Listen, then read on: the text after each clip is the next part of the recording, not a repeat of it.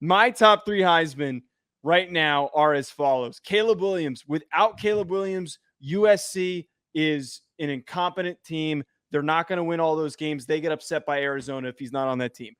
Michael Penix, statistically, the best quarterback in the country. Yes, Jayden Daniels is right behind him, but he has put up some stupid passing numbers. And then number 3 for me, Dillon Gabriel put himself on the map with the 380 or so yards total that he had in that game and the massive plays that he made for his team to win the football game. Those are my top 3. Do you respect Hugh Freeze as a coach? Yes, I do. Great. Because today, Hugh Freeze in his press conference. Hold on. I did not interrupt you. Hugh Freeze, the offensive wizard that he is, said if Jayden Daniels is not in the Heisman discussion, then there is an absolute massive problem. Hugh Freeze directly was taking a shot at you. He called. Yeah, I'm sure. I texted it to Hugh. I said, Hugh, this Joe, Rudy Poo didn't even have Jayden in there. He goes, watch this, my guy. And he goes out and says, basically, Joe DeLeone's a dummy. Because, listen, I understand the loss thing. I do. I really do. But USC hasn't played anybody. Okay? They almost got beat by Arizona and Colorado. The difference was Jayden Daniels' team actually played teams worth a shit. Okay? Undefeated teams, ranked teams. And then what? I mean, we're talking about Caleb Williams barely getting past Arizona. And I know that he is the Heisman Trophy winner. But an overtime win against Arizona does not beat a win versus Missouri. It doesn't beat a win versus Arkansas. And, Joe, here's another thing. That same Arizona team, the same one, went to overtime with Mississippi State that LSU absolutely blew out. Blew them out. Even the defense kept Mississippi State to under 200 yards. This historically bad defense. Yet, I guess Caleb Williams and USC just it's whatever. So to say that Jayden Daniels does not get the same, I don't want to say favor as Caleb Williams. Joe, I think Caleb Williams is going into South Bend, Indiana this weekend and losing. It's the only good team that he's played so far. Okay, well, then the conversation on Caleb Williams changes if that does happen.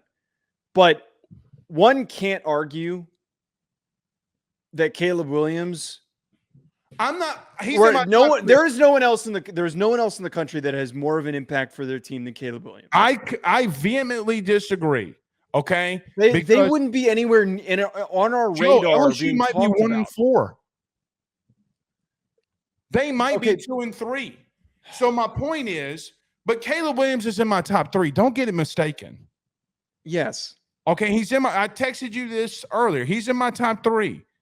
But I do think, like Tebow, like RG3, I'm not saying he wins it. I don't think he wins it right now.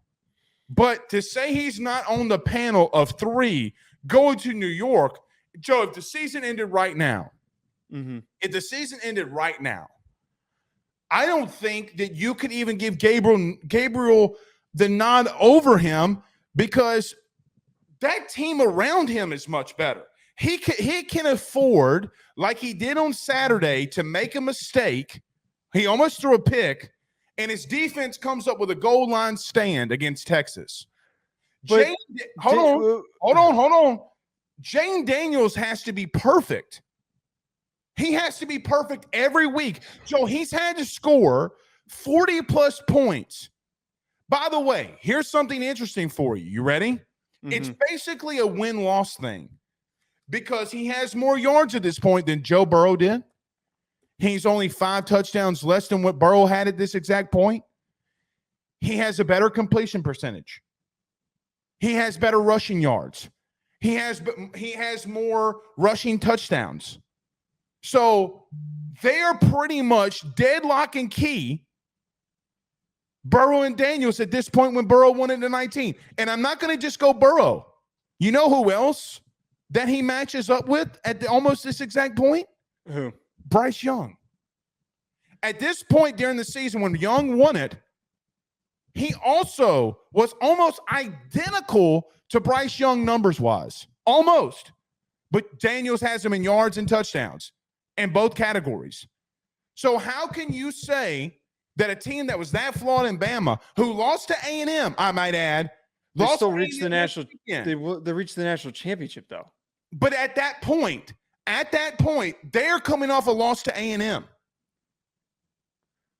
But the word was given at the end of the season. We're not talking about it wasn't a given. What I'm saying is, everybody else around him that are Heisman Trophy winners, when you go stats for stats, yards for yards, and team, because Heisman is an individual award, the best player in the country. It's not given to the team.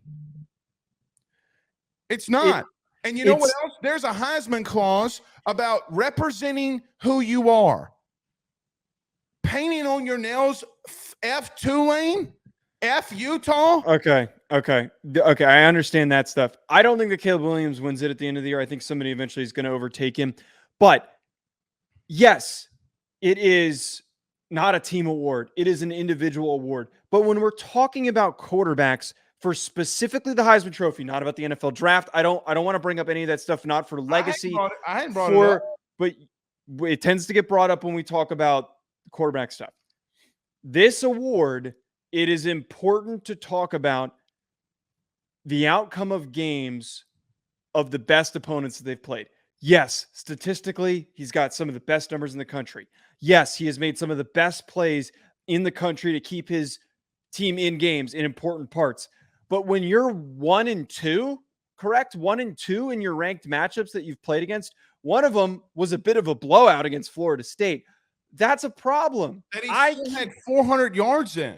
I can't pick a guy who has struggled in those instances. He has. I understand. His team hasn't won in those instances. His team he has. But outcome of games is important for this award. Sure, it's important for this award. You know what every Heisman Trophy winner has had? What? Competency defensively. Well, that sucks for Jayden Daniels that his team isn't winning the games that they're supposed to, because I think there wouldn't be a debate. There wouldn't be a debate against him. You have to win those games. No, there wouldn't be a debate if he was 4-1 instead of or if they hadn't lost to Ole Miss. I think the discussion would be different if they hadn't lost to Ole Miss. Yeah, and you know what? When a team gives up damn near a half a mile, almost literally, not literally. I can't. I'm not going to blame Jayden because here's the truth. LSU overexceeded expectations last year because Brian Kelly brought in a bunch of portal guys that hit. But people forget that this team had 39 scholarship players 2 years ago. Okay. And was completely just absolutely abysmal. Okay. I'm talking about right now, though. Again, his performance has been great. He is number 4 for me on this list, but I have to account for Michael Penix making all the plays that he has and being unscathed. And now he's going to wait. He is okay, but just because he hasn't played anybody yet does not mean that he is not going to show up and play the same way against the rest of the opponents that he has. But against Oregon, if he plays a really good game against Oregon, he belongs. You can't come in here and say, if he does this, this, and this, then he. I'm saying when he will do this. You're right. I shouldn't be saying if, because I know Jayden Daniels hasn't beaten 2 of the 3 teams that he's played that are ranked. You came in here and said, if he does this weekend. When he beats Oregon, he will be at the top of the list, and he should be at the top of the list. What you really mean is if. It doesn't matter the word you use. If he beats Oregon, I'm not giving the award to somebody who's on a team with. If he throws for 400 yards and they lose because his defense gives up 800 yards defensively, I don't want to hear about a word about Michael Penix. Yeah, my argument changes. Winning games is important for the quarterback position for the Heisman Trophy. You're supposed to be the best. Wait a minute. I just got a handy dandy text. Did Michael Penix have a game where he accumulated 0 touchdowns? What game was that? Was it the Arizona game? He's wait a minute. Despite that, he's still statistically one of the leading the country. He doesn't lead in yards and touchdowns. He doesn't. Who does? Jayden Daniels does. He might lead in yards, actually, but he doesn't lead in touchdowns.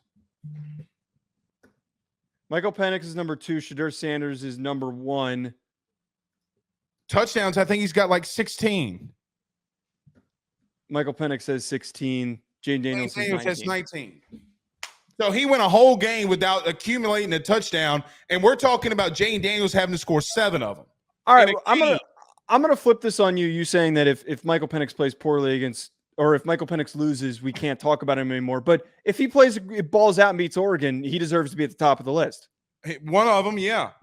But by the way, I know that we got to wrap it up here. Yeah. You're not going to believe who just gave me that information to school you there. I have to tell you off air. Okay. Good looking out, JD.